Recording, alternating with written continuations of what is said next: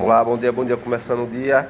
Olá, olá, de novo vamos voltar aqui no inversor, no MPW9, que tá tendo umas dúvidas aí do pessoal, né? Sobre esse resistor que queimou. O que é que tá ocorrendo aí? A pessoa fala, ó, é só trocar o resistor, resolve.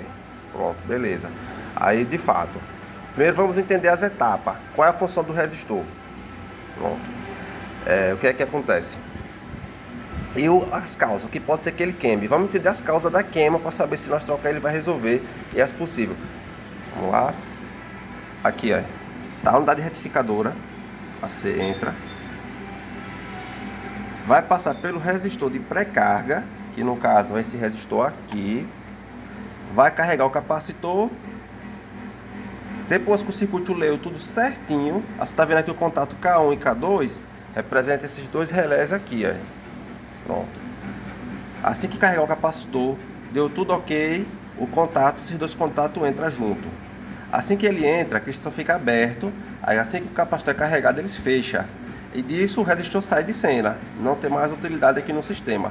A função dele foi só para fazer a pré-carga dos capacitores, para evitar surto de rede e também porque é um dispositivo que não tem fusível, para fazer a pré-carga. Deu tudo ok, ele volta a funcionar certinho, ok, massa, o inversor está funcionando. Agora, o que pode queimar ele? Vamos agora para a parte importante. Primeiro passo, vamos dizer que o seu inversor, você liga e desliga ele muitas vezes, em tempo comprido. Você desligou de manhã e desligou de noite. Toda vez que você liga o sistema, vai passar uma corrente de surto, que é o pico do capacitor surto, que surto é diferente de pico, né? Vamos falar pico ou surto para vocês entenderem melhor.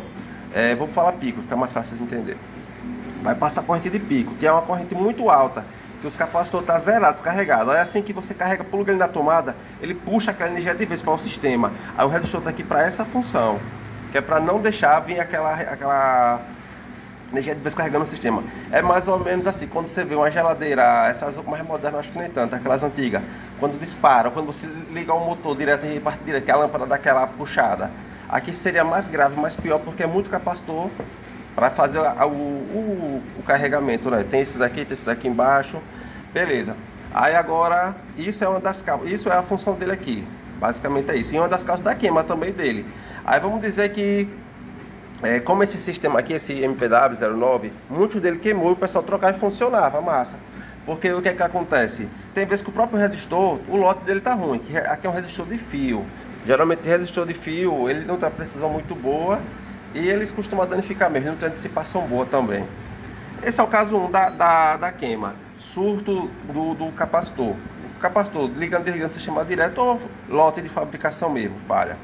Aí para resolver isso, a TICE, até a VEG ela usava muito o NTC, só que essas versões tá botando resistor. No sistema dela dos inversores, nós usamos NTC. Aí ela manda botar umas gigas de NTC, para você botar aqui, ó. Beleza, massa. Como é que o NTC ele vai funcionar? Assim que você for ligar o sistema, ele tem uma resistência aqui, no caso, ó, esse resistor aqui ele tem um R por 30 amperes. Aí ele pode ser de 3R, 4R, 5R. Aí, assim que você liga ele, porque o resistor ia dar essa falha de ele queimar por surto? Porque assim que você liga, ele vai entrar com a resistência de um R aqui. A partir do momento que ele começa a esquentar, a resistência dele vai caindo. Aí bora botar que a resistência dele vai cair para 001R ou 00500, que vai ser abaixo de um R. É por isso que ele queima menos. Esse é o mais comum que o sistema usa, mas não é de lei. Aqui eu estou com o Power Flex aqui que usa resistor como pré-carga também.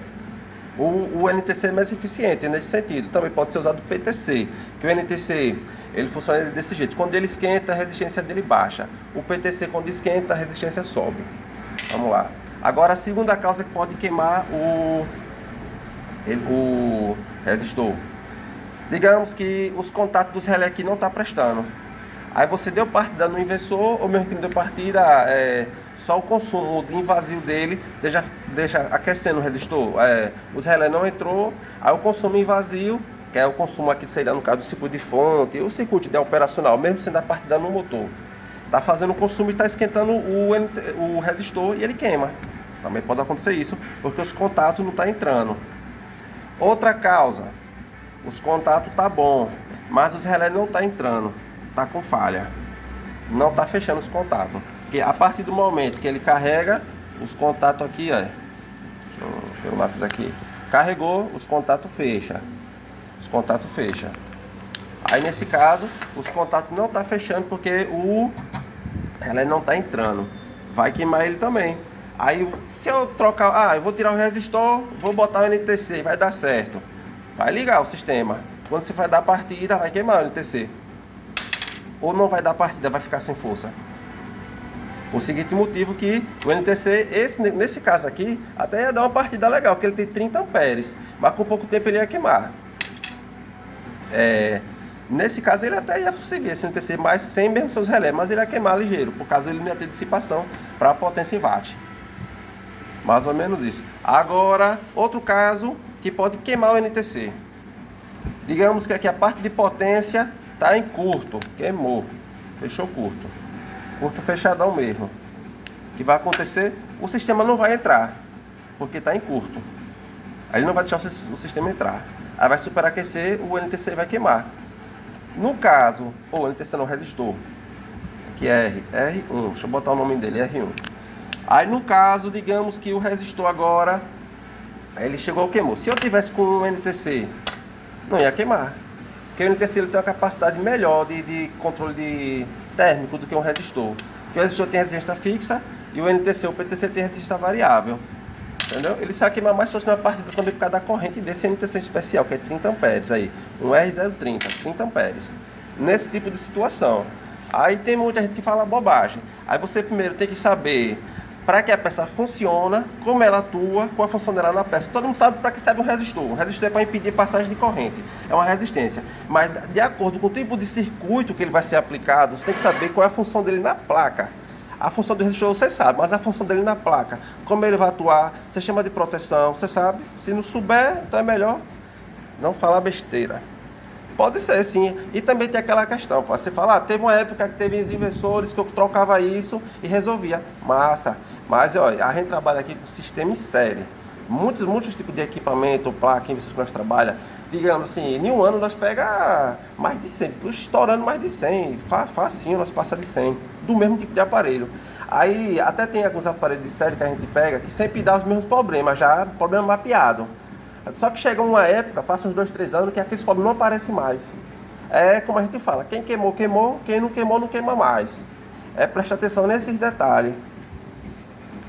Tem coisa assim, esses daqui mesmo, já tem um tempo rodando. Vou trocar, ele vai dar certo? Provavelmente não. Vai trocar, vai queimar de novo. Tem que ver se é porque os relés não estão mais fechando o contato. Se fechou algum circuito na fonte, que não está iniciando o sistema. Tem que saber que a função... veja o diagrama em bloco aqui. Muito fácil de entender. Tem que saber o que foi que funcionou. Digamos que foi um curto casual ou um fechamento de circuito. Aqui, você vê? Tem uns componentes aqui, explodido, aqui um capacitor explodido, chegou a derreter isso aqui.